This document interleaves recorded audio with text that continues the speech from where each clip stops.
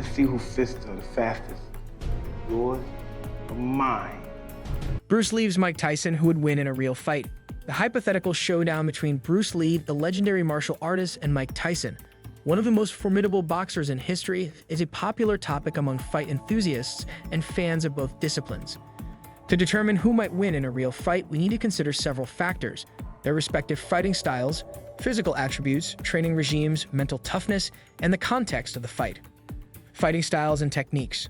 Bruce Lee revolutionized martial arts with his creation of Jeet Kune, a philosophy and practice that emphasizes efficiency, directness, and adaptability. Lee's training encompassed a variety of martial arts, including Wing Chun, boxing, fencing, and even elements of street fighting. His ability to blend techniques from different martial arts into a cohesive and practical system gave him an edge in versatility and unpredictability. Jeet Kune focuses on real-world combat effectiveness rather than traditional forms and rituals. Lee advocated for using the most efficient techniques from any discipline, making his style highly adaptable. His lightning-fast reflexes, precise striking, and mastery of both offensive and defensive maneuvers made him a formidable opponent in hand-to-hand combat. Mike Tyson's boxing dominance.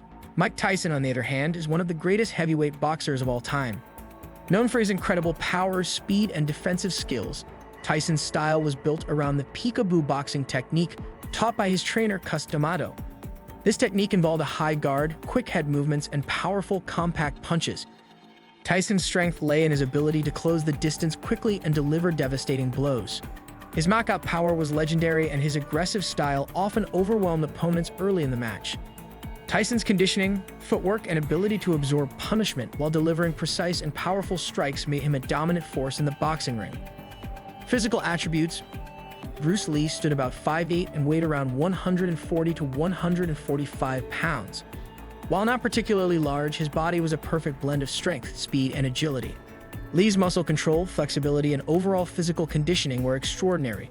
His focus on functional strength training, including isometrics and dynamic tension exercises, contributed to his explosive power and endurance. Mike Tyson, in his prime, stood 5'10" and weighed around 220 to 240 pounds of solid muscle. Tyson's physicality was one of his greatest assets. His raw power, combined with his speed for a heavyweight, made him a fearsome competitor. Tyson's neck strength, particularly, allowed him to absorb punches that would incapacitate most fighters. Mental toughness and strategy. Lee's philosophy of martial arts extended beyond physical techniques. It included mental discipline and strategic thinking. His approach to combat was both scientific and philosophical, emphasizing the importance of staying relaxed, maintaining focus, and adapting to the opponent's movements. Lee's ability to remain calm under pressure and his deep understanding of human biomechanics gave him a strategic edge in anticipating and countering his opponent's actions.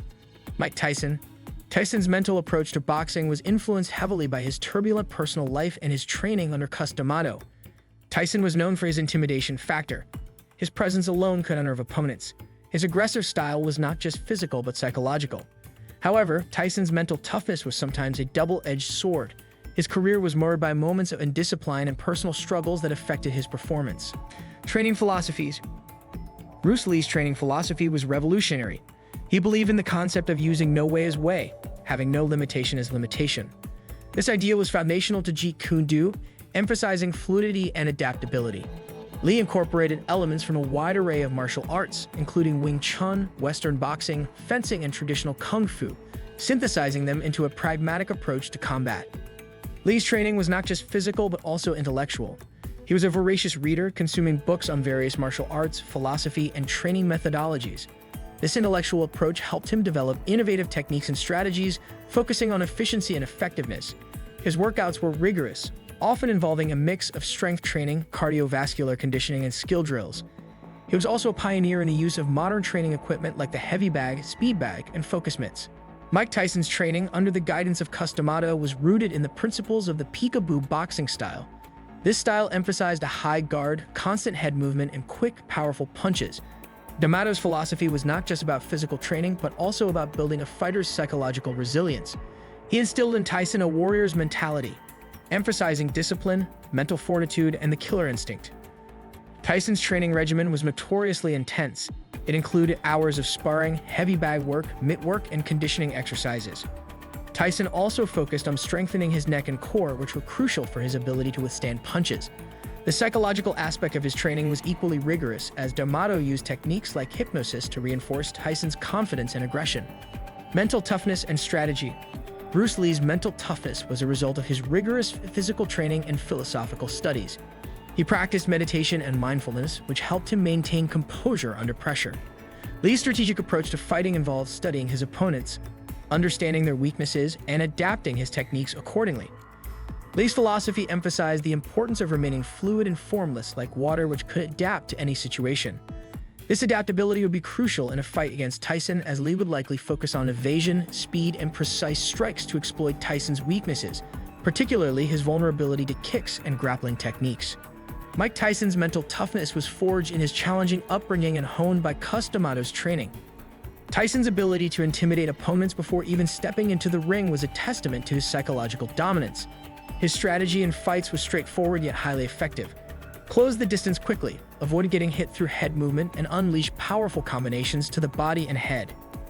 In a hypothetical fight against Bruce Lee, Tyson's strategy would likely involve pressuring Lee relentlessly, cutting off the ring or space in a street fight, and using his superior strength to land knockout blows.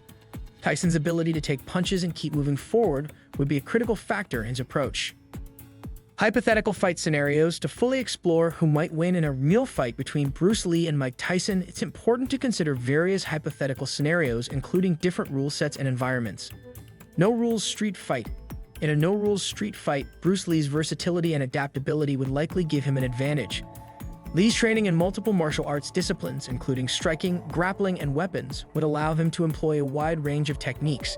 His speed and agility would be crucial in avoiding Tyson's powerful punches while delivering precise strikes to vulnerable areas. Lee's ability to use kicks, joint locks, and throws would pose a significant challenge to Tyson, who was primarily trained to fight with his fists. In a street fight, where anything goes, Lee's experience in real-world combat situations would be invaluable. However, Tyson's sheer power and resilience should not be underestimated. If Tyson managed to land a clean punch, it could potentially end the fight quickly. In an MMA bout, Bruce Lee's comprehensive skill set would again give him an advantage.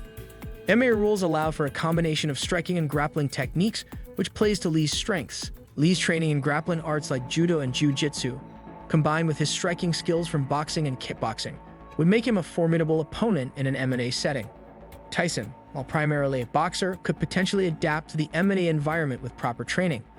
His power and speed would still be significant assets, but he would need to develop skills in grappling and submissions to compete effectively. In an MMA bout, the versatility and adaptability of Bruce Lee's Jeet Kune would likely give him the upper hand. Boxing match. In a pure boxing match, Mike Tyson would have a clear advantage. His experience, technique, and power in the ring are unparalleled. Lee, while trained in boxing, would likely struggle against Tyson's professional boxing skills. Tyson's ability to absorb and deliver punishment within the confines of boxing rules would overshadow Lee's striking techniques, which are more diverse but not specialized for boxing. Tyson's aggressive style and knockout power would pose a significant challenge for Lee. In a boxing match where kicks and grappling are not allowed, Tyson's superior boxing skills and experience would likely lead to his victory. The question of who would win in a real fight between Bruce Lee and Mike Tyson is complex and intriguing. Both fighters were extraordinary in their respective fields, each bringing unique strengths to the table. Bruce Lee's versatility, speed, and adaptability could potentially give him an advantage in a no-rules fight or an MMA setting, where he could use his full range of techniques. On the other hand, Mike Tyson's unparalleled power, boxing skills, and mental toughness would likely make him the victor in a boxing match. Ultimately, the outcome would hinge on the specific context of the fight. Both Lee and Tyson exemplify the pinnacle of martial prowess in their disciplines, and a confrontation between them, while hypothetical, underscores the diverse and multifaceted nature of combat sports. This analysis highlights the importance of understanding and mastering the specific demands of each combat sport, as well as the role of physical conditioning, mental toughness, and strategic thinking in achieving success in any form of combat. Thanks for watching. If you enjoyed this breakdown, don't forget to like, subscribe, and hit the bell icon for more amazing content. Who do you think would win? Let us know in the comments below. See you next time.